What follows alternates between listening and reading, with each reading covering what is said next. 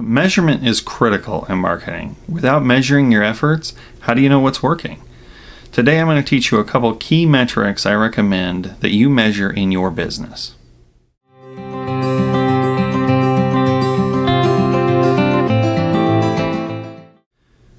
So the first thing that you should probably be measuring is customer lifetime value.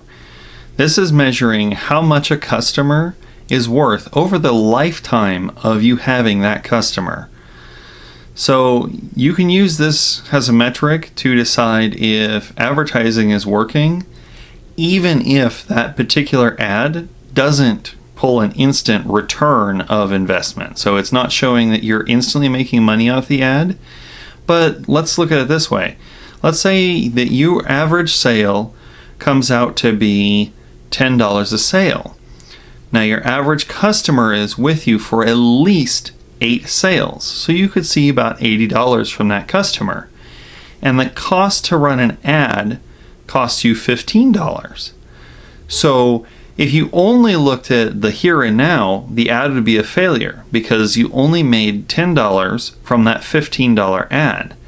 But if you keep that customer for those full 8 times, now you've made $80. So you actually turned a profit instead on that single ad. So it's important to look at the lifetime value of a customer before you consider whether or not a marketing strategy is working. The next thing you need to look at is customer acquisition cost. Now this is similar to lifetime value in that it shows, the cost, but we're looking at the cost of how much it takes to get a customer. So if it costs me $100 to get a new customer, then I know that whatever marketing efforts I do should be right in that same range. I shouldn't be spending $1,000 on marketing to get one customer. So this is a key metric in knowing how much you should spend or how much time you should use in your marketing towards getting each individual customer. Another important one is the retention rate. Now we talked about the lifetime value and your average number of sales being 8. If you don't have a good retention rate, then you might not keep that new customer for those 8 sales. So you need to make sure that you have a good retention rate. And the best way to measure this is to go and look at your sales and determine how long each customer is with you. If you have a long retention rate, then you can expect large amounts of sales or consistent sales from that same customer. But if you have a really short retention rate, you might sell one thing and they never come back. And that's not very good for your business because having consistent customers is a whole lot easier to sell than having to go out and get new customers all the time. If your business can't hold on to customers, it's much harder to break out into the green. You'll constantly see red because you're always having to output more acquisition cost to get those new customers. And your lifetime value will be considerably lower. The last key thing that I'm going to teach you today is about engagement. You should be measuring how your content that you're producing is resonating with your audience. So everything that you produce marketing-wise, you need to measure how that's doing, what its results are, and then determine if you need to be realigning your content to the audience or your audience needs to be changed so that your content can better align to them. So for example, on a website, you should be measuring the time that they spend on your page, the amount of traffic that you get to that page, and the bounce rate. And the bounce rate is just how many people left and didn't go anywhere else. Now you can't always judge the bounce rate. If I send somebody to my website to read a specific blog article and that's all they do, and they were there for a minute or maybe it shows only a couple seconds, that could count as a bounce because they never went anywhere else.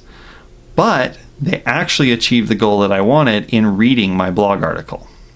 On social media, you should be measuring likes, visits, and views. Now, likes means that the content probably resonated with that particular person, or in this case, your audience. Visits means they were interested enough to learn more or see more. So they may have gone from that post to your profile and may have browsed through other content. So in that case, that is actually a better indicator than a like. Now, views means how far your post made it. So you want to see at least an okay amount of views, but we don't have control over the views. Sure, you can try and use keywords and hashtags and things like that to grow your post further, but we can't control how far the algorithm will send it. So views is just kind of a measurement to know that your post is actually getting out there. And since the algorithm is reading your post and trying to show it to the right people, because they really want engagement on the post too, it's probably a pretty good indicator that if you're not getting a whole lot of views, you need to tweak your post around some or change what you're saying to reach the right audience. In email marketing, you should be measuring the open rate, the clicks, and the unsubscribes.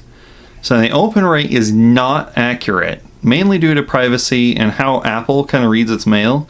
So when people have an iPhone, the iPhone will check the mail without, open the email to see if it's spam without anyone actually touching it. So it'll show as an extra count in your open rate, but they may not have ever looked at your mail. However, it can be used to ensure that your mail is making it into their inbox, and it can also be used to test your email subject.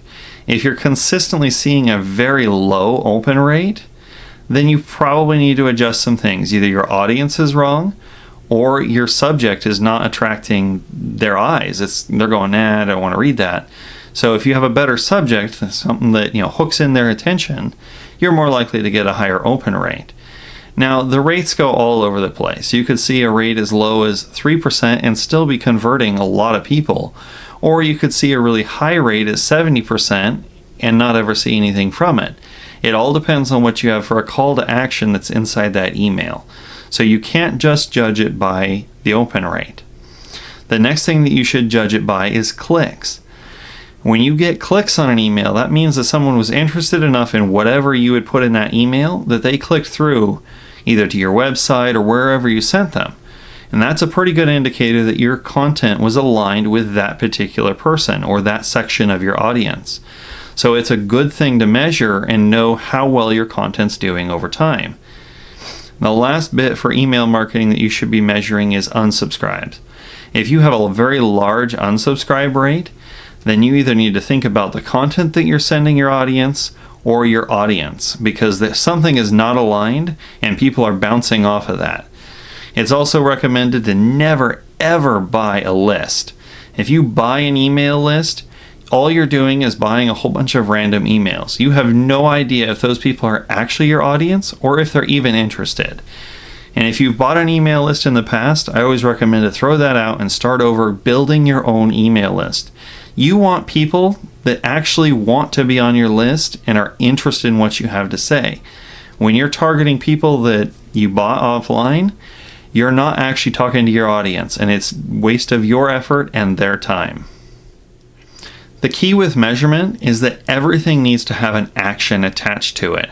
For example, if I'm looking at a low engagement rate on my social media, then my content's probably not aligned with my audience. So I need to either change my audience or change the things that I'm saying to better align to those I'm targeting. It's the same with retention rate. If I have a really bad retention rate, then I need to look at my business as a whole and see why people are not staying with me. What is causing them to buy one time and then leave? And is there something that I can change to better keep those customers and lower my retention rate numbers so that I'm not losing people so much? You need to have an action attached to anything that you measure. The key here is no matter what you do, you need to be measuring your marketing. If you're not measuring anything and just hoping for the best, then you'll never know what works. You won't be able to double down on those things that are working and see better results. And in the long run, your business won't be as successful as it could be because you're not going back and reviewing what you've done and seeing how you should progress forward. What you do in marketing is an indicator of the direction your business is going. So if your content and things are aligned to your audience, then your business is on an upward trajectory. You're growing. But if you're kind of mediocre or you're not reviewing those numbers, you'll never know if what you're putting out there is actually a good use of your time or a total waste of time. So these are just some of the key marketing metrics that I use to measure in my own business so that I can see how well my business is doing. And I strongly recommend that you add at least a few of these metrics to your own so that you can start tracking how well your business is doing. You can use these and then know that you'll be on the right path in the future.